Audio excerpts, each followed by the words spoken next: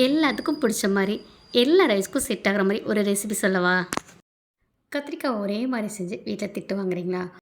உங்கள் ஹஸ்பண்டை இம்ப்ரெஸ் பண்ணணும்னு நினச்சிங்கன்னா கண்டிப்பாக கத்திரிக்காய் டவா ஃப்ரை பண்ணுங்கள். எல்லா ரைஸ்க்கும் சூப்பராக செட் ஆகுங்க.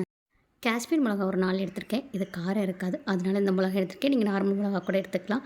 இதை ஒரு 10 நிமிஷம் நல்லா ஊற வச்சுட்டு ஒரு மிக்ஸி ஜாரில் போட்டு நல்லா நைஸாக விதையே தெரியாத மாதிரி அரைச்சி எடுத்துக்கோங்க. இதில் கொஞ்சமாக மிளகா ஊற வச்ச தண்ணியை ஊற்றிக்கலாங்க. இப்போ நல்ல பேஸ்ட்டு மாதிரி அரைச்சி எடுத்துக்கோங்க. இந்த அளவுக்கு பேஸ்ட் ஆகணுங்க. இப்போ இதில் ஒரு 1/2 டீஸ்பூன் அளவுக்கு சால்ட்டு போட்டுக்கோங்க.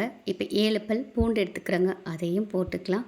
ஒரு 1லேருந்து 1½ ஸ்பூன் அளவுக்கு ஆயில் ஊற்றிக்கோங்க. நீங்கள் எந்த ஆயில் வேணால் ஊற்றிக்கலாம், தேங்காய் எண்ணெய் தவிர. இப்போ இதை மறுபடியும் பேஸ்ட் மாதிரி அரைச்சிக்கலாங்க. இந்த பூண்டே தெரியக்கூடாது, அந்தளவுக்கு அரைச்சி எடுத்துக்கலாமா?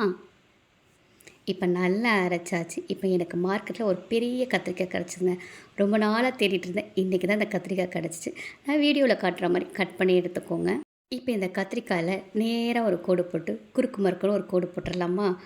இந்த மாதிரி போட்டு எடுத்துக்கோங்க. இப்போ அரைச்சி இந்த மிளகா சாந்தை எடுத்து இவன் மேலே அப்படியே தடவிட்டு ஒரு 5 நிமிஷம் இந்த கத்திரிக்காய் எந்த டிஸ்டர்ப் பண்ணாமல் ஊற வச்சிடலாங்க. இந்த குண்டு கத்திரிக்காய் எல்லா ரைஸ்க்கும் செட் ஆவாங்க. அதுவும் இந்த பருப்பு நெய் சாதத்துக்கு இந்த கத்திரிக்காய் டவா ஃப்ரை வச்சு சாப்பிட்டா இதோட டேஸ்ட்டை நான் சொல்ல மாட்டேங்க, நீங்களே செஞ்சு பார்த்துட்டு கமெண்டில் சொல்லுங்கள். இப்போ ஒரு டவா வச்சுக்கலாம். கொஞ்சமாக ஆயில் போட்டுக்கோங்க. நான் 2 டேபிள் ஸ்பூன் அளவுக்கு போட்டுக்கிறேன். ஆயிலை நல்லா ஹீட் பண்ணிக்கோங்க. இப்போ அடுப்பை லோ ஃப்ளேமில் வச்சுட்டு இந்த எண்ணெயில் அப்படியே கத்திரிக்காய் இறக்கி விட்டுடலாங்க. குட்டி குட்டியாக கட் பண்ண கொத்தமல்லி தலையை மலைசாரல் மாதிரி தூவி விட்டுட்டு ஒரு சைடு நல்ல ஒரு கோல்டன் ப்ரௌன் ஆனதுக்கப்புறம் இந்த கத்திரிக்காய் ஓரெல்லாம் வெந்து கோல்டன் ப்ரௌன் ஆகிடுச்சு ஒரு சைடு. இதை அப்படியே திருப்பி போட்டுருங்க. இப்போ இது மேலேயும் கொஞ்சம் குட்டி குட்டியாக கட் பண்ண கொத்தமல்லி தலையை போட்டுடலாங்க. இது முக்கியமாக லோ ஃப்ளேமில் வச்சு தாங்க செய்யணும். ஹையில் வச்சு செஞ்சிங்கன்னா மிளகா சாந்து வந்து தீஞ்சிரும். அப்புறம் கத்திரிக்காய் சாப்பிட்றதுக்கு நல்லா இருக்காது. செம்ம சூப்பரான கத்திரிக்காய் டவா ஃப்ரை ரெடி ஆயிடுச்சு.